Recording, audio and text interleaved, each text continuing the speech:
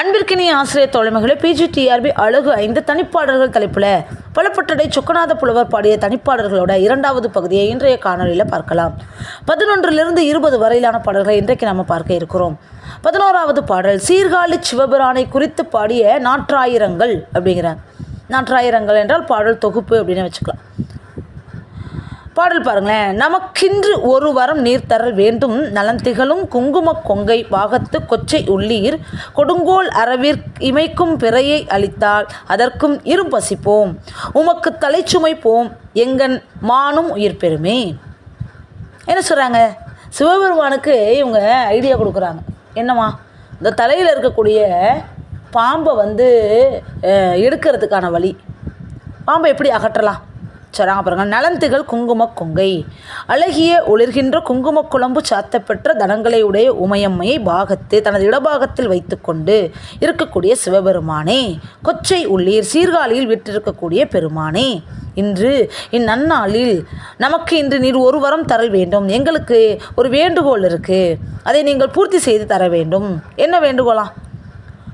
கொடுங்கோல் அரவிற்கு, உங்கள் தலையில் ஒரு கொடிய அரவு இருக்குல்ல, பாம்பு இருக்குல்ல, கொடிய வலிய பாம்பிற்கு இமைக்கும் பிறையை அளித்தால், இந்த பாம்புக்கு உணவாக உங்கள் தலையில் இருக்கக்கூடிய பிறையை நீங்கள் கொடுத்துட்டீங்க அப்படின்னு சொன்னால் இந்த பாம்போட பசி போயிடும். ஒளி வீசுகின்ற பிறைச்சந்திரனை கொடுத்தால் அதற்கு ஈரும் பசிப்போம், அதற்குள்ள அதிகமான பசி ஒளியும். உமக்கும் தலை சுமைப்போம், ஏன்னா சந்திரனை தலையில் வச்சுருக்கிறதுனால பாரமாக இருக்கும்ல, அது பாம்புக்கு உணவாக கொடுத்துட்டா உங்கள் தலையில் இருக்கக்கூடிய அந்த அணிகலனாக இருக்கக்கூடிய பாம்புக்கு அரவுக்கு உணவாக சந்திரனை கொடுத்துட்டா அங்கே 2 நன்மை நடக்கும். ஒன்று, சந்திரனோட பசி போகும், உங்களோட தலை பாரமும் குறைஞ்சிரும். உமக்கும் தலையில் உள்ள பழுவும் தொலையும் எங்கள் மானும் உயிர் பெருமே, எங்கள் மகளும் பிழைத்திருப்பாள் அப்படின்னு சொல்லி இந்த பாடலுக்கு பொருள் சொல்கிறாங்க. ஏன்னா அந்த பாம்பு பசியினால தான் அவர்கள் குழந்தையை விழுங்கிருச்சான். இந்த பாம்பு கடித்த பிள்ளைக்கு உயிர் கொடுக்கறதுன்னு ஒரு புராண செய்தி இருக்குது இல்லைங்களா, அந்த செய்தியை இங்கே கொண்டு வந்து பொறுத்துறார். அப்போ அந்த பாம்போட பசி நீங்கிருச்சு அப்படின்னா எனது குழந்தையை அது தீண்டாது. ஆக மொத்தம் இதனால் எல்லாருக்கும் நன்மை நடக்கும், அதனால் இதை நீங்கள் செய்யுங்களேன் அப்படின்னு சொல்லி சிவபெருமானுக்கே இங்கே ஐடியா வழி சொல்கிற மாதிரியான பாடல் இங்கே கொடுத்துருக்காங்க. 12வது பாடல் மதுரை சொக்கநாதருக்குள்ள மாண்பெல்லாம் சொக்க நாயகியால் உண்டானது என்று பாடியது. மதுரை சொக்கநாதருக்குன்னு எந்த பெருமையும் இல்லையா. ஏன்? அவர் யானையை கொன்று யானை தோலை போர்வையாக உடுத்திட்டு அலைகிறாராம். பிட்டுக்காக பெரம்படிப்பட்டு பிச்சை உண்டு அலைகிறார். அப்படிப்பட்ட சொக்கநாதருக்கு இன்னைக்கு எவ்வளோ பெருமை கிடச்சிருக்கு அப்படின்னா அதுக்கு காரணம் மீனாட்சி அம்மை மணந்தது தானா.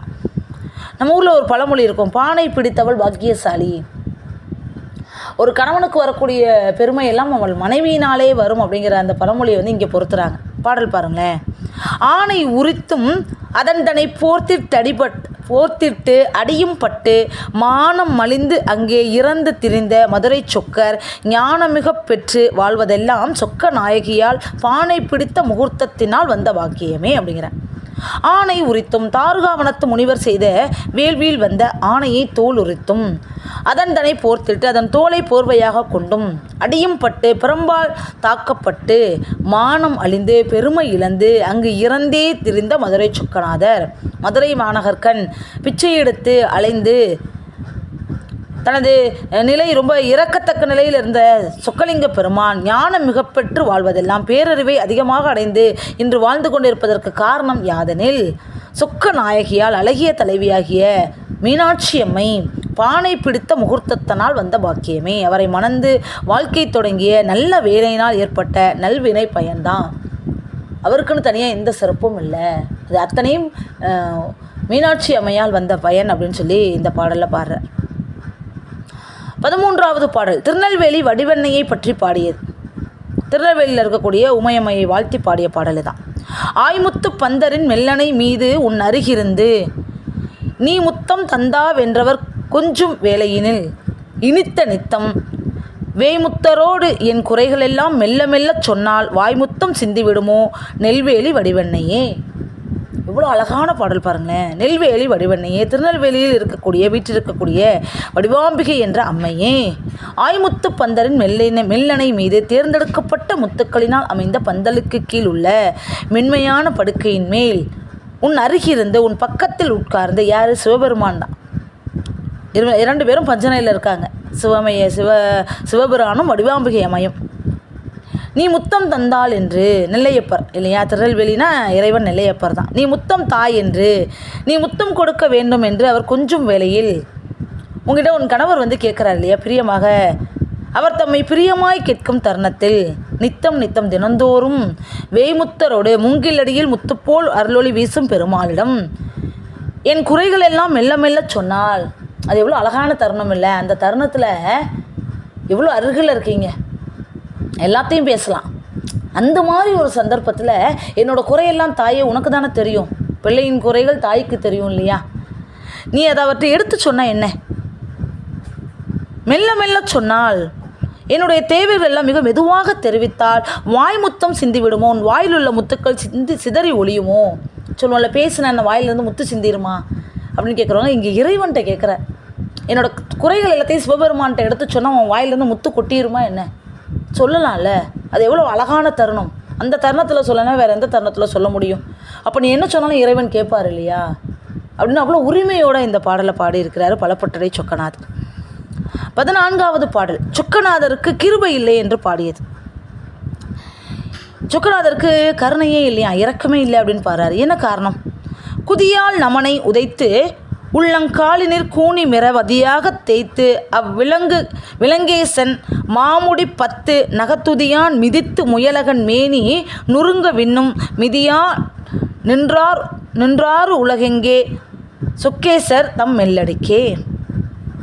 குதியால் நமனை உதைத்து, குதிகாலினால் நமனை மிதித்து தள்ளி, உள்ளங்காலினால் கூன் நிமிர மதியாகம் தேய்ந்து சந்திரனை வளைவு நேராகும்படி அதனுடைய தேகத்தை நிலத்தில் அழுத்தி அசைத்து அவ்விலங்கேசன் மாமுடி 10 அந்த இலங்கை மன்னனாகிய ராவணனுடைய 10 பெரிய தலைகளையும் நகனுதியால் மதித்து நகத்தின் ஓரத்தினால் அழுத்தி முயலகன் மேனி முயலகனும் அசுரனுடைய உடம்பு நொறுங்க இன்னும் மிதியான் என்றால் சிதைத்து அழியும்படி இப்போது மிதித்து கொண்டிருந்தாள்.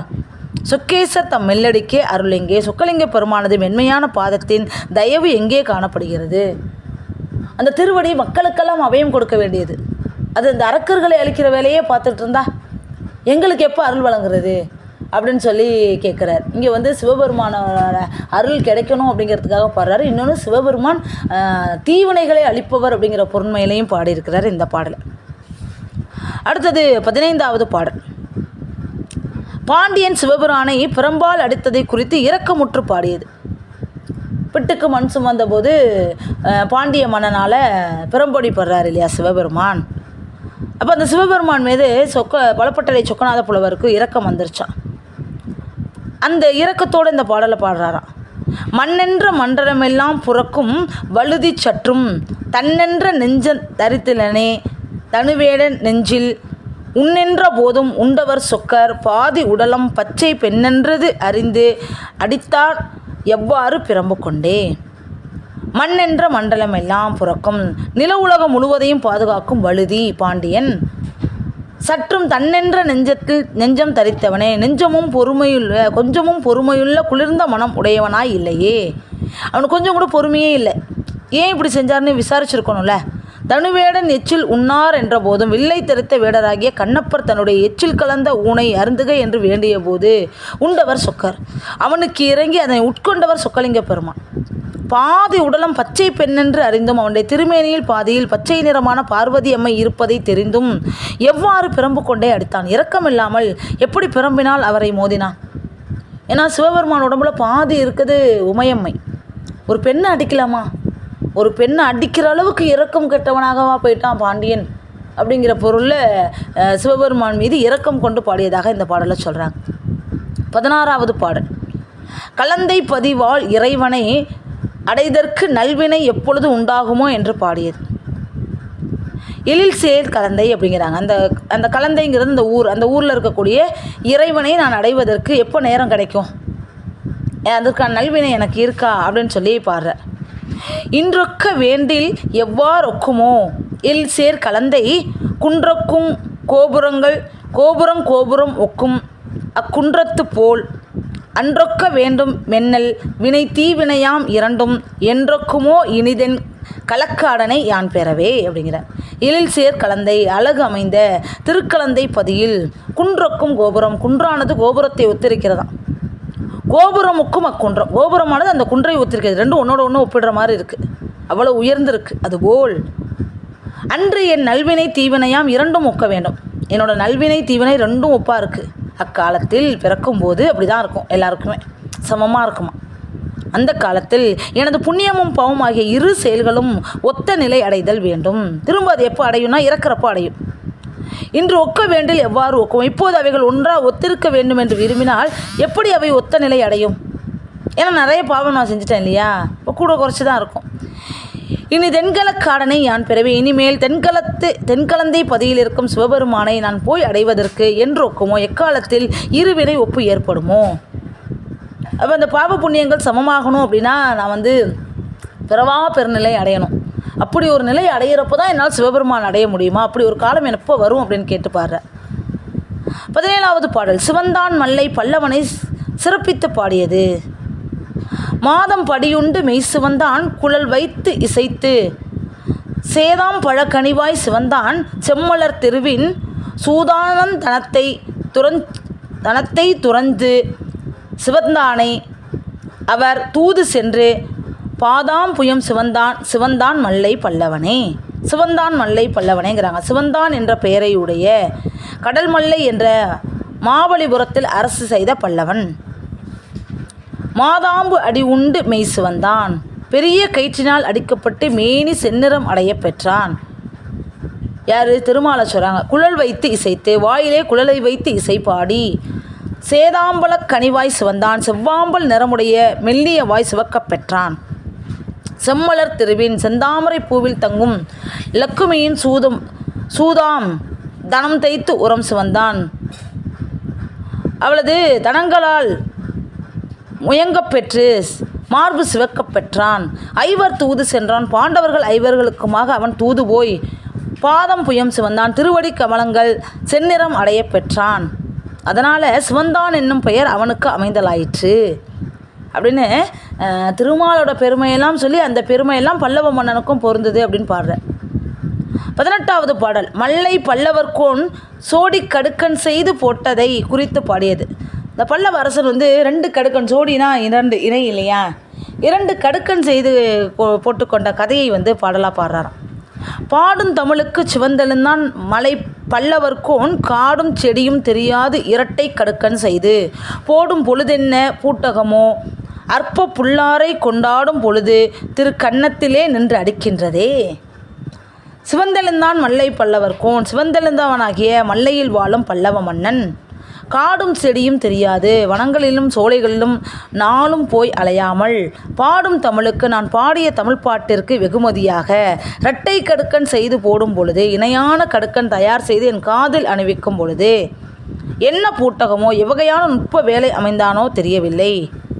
அற்ப புல்லாரை கொண்டாடும் பொழுது இழிவான கீழ்மக்களை நான் புகழ்ந்து பாடும் பொழுது இரு கன்னத்திலே நின்று அடிக்கின்றது. இது பெரும் இது இந்த 2 தோடுகளும் கடுக்கன்களும் செவிப்புறத்தில் இருந்து கொண்டு கீழ்மக்களை பாடாதே என்று தாக்குகின்றன. இறைவனை பாடிய வாயினால் சாதாரண மக்களை பாடுறதா அப்படின்னு சொல்லி அந்த கடுக்கன் 2 கன்னத்தில் அடிச்சுட்டு போகுதான். அப்படிப்பட்ட வேலைப்பாடு இருக்கிற மாதிரி அந்த கடுக்கனை அவன் செஞ்சு போட்டான். காரணம், நான் இறைவன் மீது பாடியதற்காக. அப்படி கீழ்மக்களை அப்படிப்பட்ட வாயினால் நான் கீழ்மக்களை பாடும்போது இந்த கடுக்கன் எனக்கு தண்டனை கொடுக்குது அப்படின்னு பாடுறாரு. 19வது பாடல் மீனாட்சி அம்மையாரை வணங்கியபடியால் இயமனுக்கு பயப்படேன் என செருக்குற்று பாடியது. நான் மீனாட்சி அம்மையை வணங்குறேன், யமனுக்கெல்லாம் பயப்பட மாட்டேன் அப்படின்னு ஒரு ஆணவத்தில் செருக்கில் பாடுறாரு அந்த பாடல். கான்றனிட்ட கணங்குழலாலை என் கண்மணியை தென் தொண்டை வாய்ச்சியை தென்கூடல் வாழ் சிறு பெண் பிள்ளையை யான் தெட்டணிந்த பொழுது இமைய நனக்கும் அடி என்றே நினைத்த விண்ணப்பம் மென்தோலை எழுதுவானே. நான் எப்படி ஓலை எழுதுவேன் அவனுக்கு பயந்து? கான்றனிட்ட காலங்குழலை அடர்ந்த காடு போல் இருக்கக்கூடிய கூந்தலை உடைய அம்மையை, என் கண்மணியை, எனது கண்ணின் கருமணியைப் போல் அருமையானவளை, தேன் தொண்டை வாய்ச்சியை, தேன் போன்ற சொல்லை உடைய கோவை பழம் போன்ற சிவந்த வாயினை உடையவளை, தென்கூடல் வாழ் சிறு பெண் பிள்ளையை, அழகிய மதுரை பதியில் விற்றிருக்கக்கூடிய குழந்தை வடிவான அம்மையை, யான் தெண்டனிட்ட போது, நான் வழிபட்ட போது, தெண்டனிட்டதெல்லாம் வழிபடுறது, ஏமன் எனக்கும் அடியேன் தண்டனிட்ட விண்ணப்பம் என்று இயமன்னா யமன் எனக்கு கூட அடியேன் வணக்கமாய் செய்யும் வேண்டுகோள் என்ற தலைப்பிற் குறித்து ஓலை எழுதுவனை ஓலைச்சுருள் வளைந்து அனுப்புவான் அப்படிங்கிறாங்க. நான் எனக்கு எந்த ஓலையும் யமன்கிட்டேருந்து எந்த ஓலையும் வந்தாலும் எனக்கு ஒன்றும் பண்ண முடியாது. ஏன்னா நான் மீனாட்சி அம்மையை வணங்கியிருக்கேன், யமனுக்கெல்லாம் பயப்பட மாட்டேன்னு பாடுற. 20வது பாடல் மீனாட்சி அம்மையார் திருக்கல்யாணத்தை சிறப்பித்து பாடியது. அண்டத்து அமரரும் ஆயனும் வேதனும் அந்தனரும் பண்டத்து அனைவரும் தவம் செய்தனரோ மனப்பந்தலிலே துண்டப்பிறையணி சொக்கர் கைத்தாளிக்கு நீ துணிந்து கண்டத்தை நீட்டினையே கூடல் வாழும் கயற்கண்ணியே. கூடல் வாழும் கயற்கண்ணியே, மதுரை பதையில் எழுந்திருக்கின்ற கயல் போன்ற கண்ணை உடைய உமையம்மையே, மனப்பந்தலிலே கல்யாணத்திற்கு அமைத்த பந்தலின் கீழ் உண்ட பிறையணி சொக்கர் கைத்தாளிக்கு சந்திரனின் ஒரு கூறாகிய பிறையை தரித்த சொக்கலிங்க பெருமான் திருக்கையினால் கட்டும் திருமங்கல நாணை ஏற்றுக்கொள்வதற்காக நீ துணிந்து கண்டத்தை நீட்டினையே, நீ உறுதியுடன் உன் கழுத்தை முன்னாக காட்டி அருளினை. அண்டத்து அமரரும் வானுலகத்தில் உள்ள தேவர்களும் மாயனும் வேதனும் அறியும் அயனும் அந்தனரும் பண்டு எத்தனை தவம் செய்தனரோ திருமணத்தை பார்ப்பதற்கு பண்டை நாளில் எவ்வளவு தவம் செய்தார்களோ இந்த காட்சியை காண்பதற்கு தேவர்களே தவம் செஞ்சுருக்காங்க அப்படின்னா சாதாரண மனிதராகிய நாங்கள் எவ்வளவு பேர் பெற்றிருக்கணும் அப்படின்னு சொல்லி அந்த திருமணத்தை வாழ்த்தி பலப்பட்டடை சொக்கநாதர் பாடுறார். இத்துடன் இந்த காலையை நிறைவு செஞ்சுக்கலாம். இனிவரும் காலங்களில் PGTRB தேர்வுக்கு தேவையான அனைத்து படங்களையும் தனித்தனியாக காட்சிப்படுத்த இருக்கிற அந்த காணொலிகள் அனைத்தையும் நீங்கள் பார்க்கணும் அப்படின்னா நம்ம தமிழாசிரியர் சேனலை சப்ஸ்கிரைப் பண்ணுங்கள். இந்த காணொலிகள் உங்களுக்கு பிடிச்சிருக்கு அப்படின்னா உங்கள் நண்பர்களுக்கும் பரிந்துரை செய்யுங்கள். மீண்டும் மற்றொரு காணொலியை சந்திக்கிறேன். நன்றி, வணக்கம்.